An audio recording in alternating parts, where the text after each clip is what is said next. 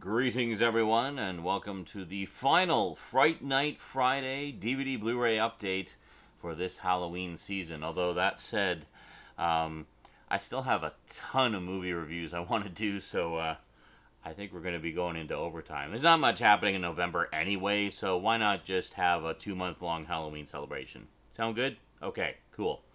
So DVDs and Blu-rays.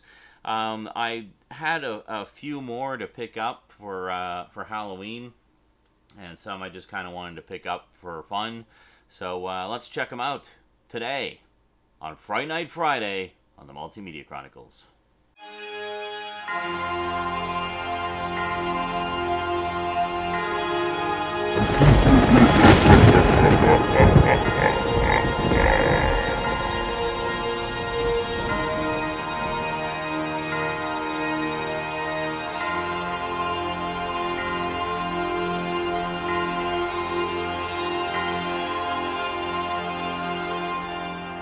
Welcome back. Well, a lot of you have been enjoying the Halloween season closer looks that I've been doing this year. There's a really special one coming up this Sunday, so I hope you'll all check that one out. Very personally significant to me. It would mean a lot if you checked it out. So one of the closer looks that I did this year kind of inspired me to pick up this first one. I talked about all the DVD sets of the TV series, and how even though there's been 3 movies, the first one is the only one that's available on Blu-ray. The second one is only available on DVD, and the third one is still only available on VHS. So I figured, well, let's at least pick up the Blu-ray one. Picked up The Addams Family from, when was this done? 1991, yes. The 1991 Addams Family movie. Love this movie, great stuff. Raul Julia, Angelica Houston, I was going to say Peter Ustinov, but that's not right. Christopher Lloyd. Can you imagine Peter Ustinov as Uncle Fester? Yeah, no. Anyway, picked up The Addams Family. Great stuff. Very plain Jane. This is a typical Paramount release. It's bare bones. This doesn't even have the MC Hammer music video on it. Like, come on. I have a laser disc of the MC Hammer music video, which I just happen to have right here. Yes, so this is the Addams Groove by MC Hammer. Laserdisc. There you go. We got the old elephant condom there. Very nice. Just a single-sided Laserdisc. If you look here, it says, program material only recorded on the other side of this video disc. Laserdisc. Anyway, so this Laserdisc has the music video, and then it has the making of the music video, which is pretty cool. We got here.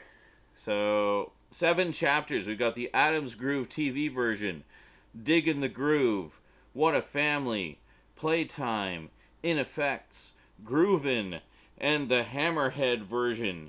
So basically a half an hour of stuff, including the making of the music video. Very cool.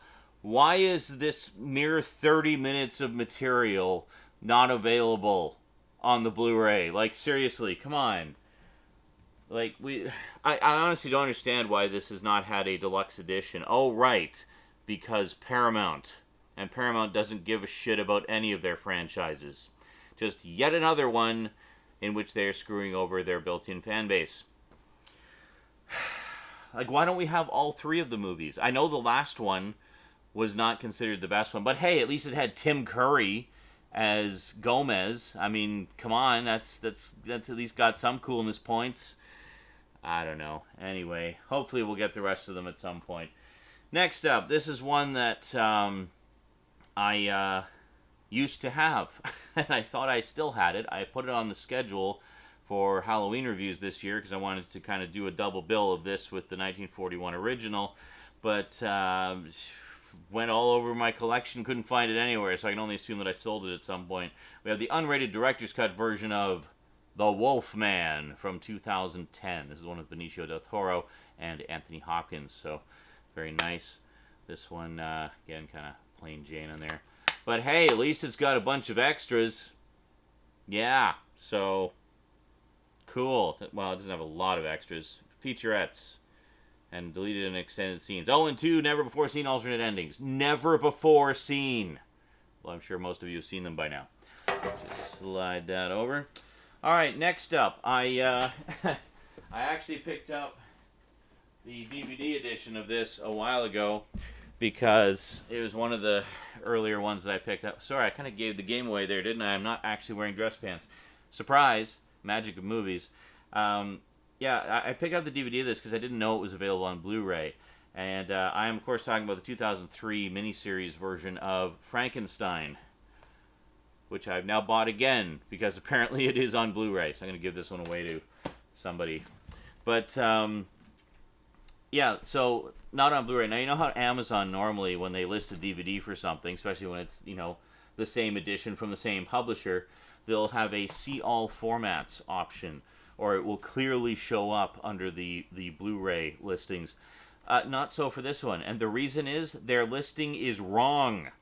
Yeah, it actually lists this as a completely different thing. It has the cover, like if you poke around you'll find it, but it lists it as a Region B only release.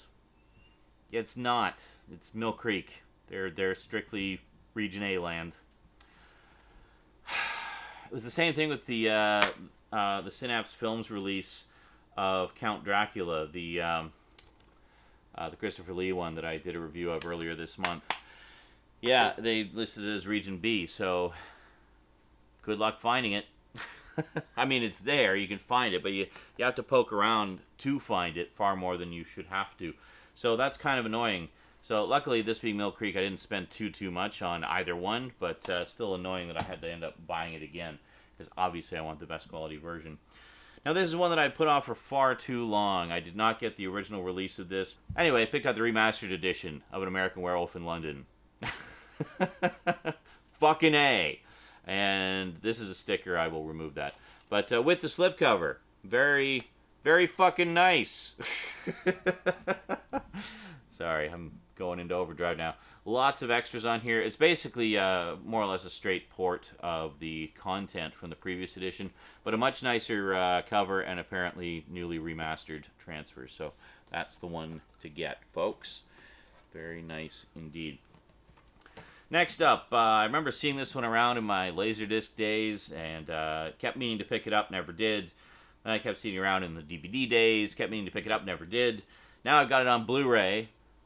Alyssa Milano in Embrace of the Vampire, which I understand is a terrible movie, but Alyssa Milano, naked. Need I say more? So there you go. And it's a vampire movie, and I'm just a sucker for cheesy vampire movies. And speaking of vampire movies, and well, vampire legends in general, we also picked up the 2016 documentary, The Trail of Dracula. DVD only, alas, but it is anamorphic widescreen at least. Very, very nice. So it's a 63-minute long documentary from Intervision Picture Corp. Okay, cool. But it's a great documentary, just kind of tracing the history of Dracula, the legend of Dracula, the folklore, the movies, everything. It goes back into, way back to the origins of vampires in, literature and whatnot. So they talk a lot about the original vampire stories that preceded Dracula, such as John Polidori's The Vampire and Varney the Vampire, which was a Penny Dreadful serialized series. And and then finally Dracula was the one that kind of made it big and popular and really brought it into the public eye a lot more so than the others did. But, Carmilla was another one that they mentioned that predates Dracula. But very cool. Very cool stuff. Nice little encapsulated history of one of the most legendary fiends in horror history. And in addition to that, tons of extras on here. They got Dracula movie trailers. 94 minutes of Dracula movie trailers. They've also got an interview with Werner Herzog about Nosferatu. An interview with Udo Kier called Blood for Udo. He was in the Andy Warhol Dracula one. I think it was just called Blood for Dracula, actually. I got an audio interview with Christopher Lee, which is sadly very, very short. It's only like a 2.5-minute interview. But he talks a little bit about how he was becoming tired with the Hammer films. And by the early 70s, he was like, the only way I'm going to come back and do Dracula again is if they're going to do Dracula, like the actual book, a book adaptation. and that's how he got pulled into doing Count Dracula, the Jess Franco one, which was kind of faithful and kind of not, but you know, it was more faithful than any other version at the time. And finally, an interview with Francis Lederer from Return of Dracula, which I will be reviewing sometime this Halloween season. I did pick up the Blu-ray of that one. So anyway, great documentary. I just watched it last night, actually, and really enjoyed it a lot. A lot of great information in there. And last but most certainly not least, this isn't a horror title, but definitely a notable one, and one that I absolutely had to pick up. Picked up Adam West's final performance as the Caped Crusader, Batman versus Two-Face, which also features William Shatner as the voice of Two-Face. This is the last thing that Adam West did before he passed away. They had already done the voice tracks. They were just finishing up the animation when he passed away. So this is it. This is the final ever appearance of Adam West as Batman. So a nice swan song here. And this is the Steelbook Edition. So we take the backing off. We got that nice cover there. And some people thought there wasn't any interior art. There actually is. If I pop out the discs here, just take a quick look. Set these aside. There you go. So you got Batman beating the tar out of Two-Face. There you go. Very nice. Very nice indeed. And also notable because Batman, like 60s Batman, never actually met Two-Face. So it's kind of cool that he finally got to face off against Two-Face, if you will. Now, of course, got the original, the first one they did, Return of the Caped Crusaders, in Steelbook. So I wanted to get the second one in Steelbook as well, just so they kind of match. I don't know where it is. It's over there somewhere. Anyway, great stuff. Love me some 60s Batman. It's fucking great.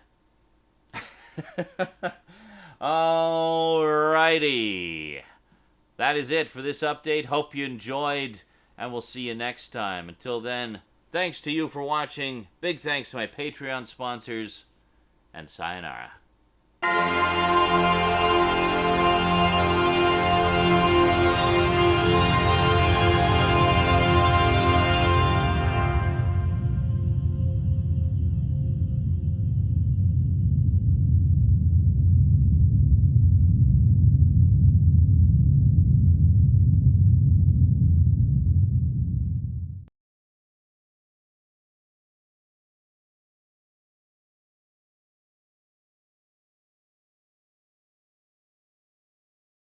Now, this is one that I put off for far too long. I did not get the original release of this because of the god-awful cover. Let's see if we can find a picture of it, shall we?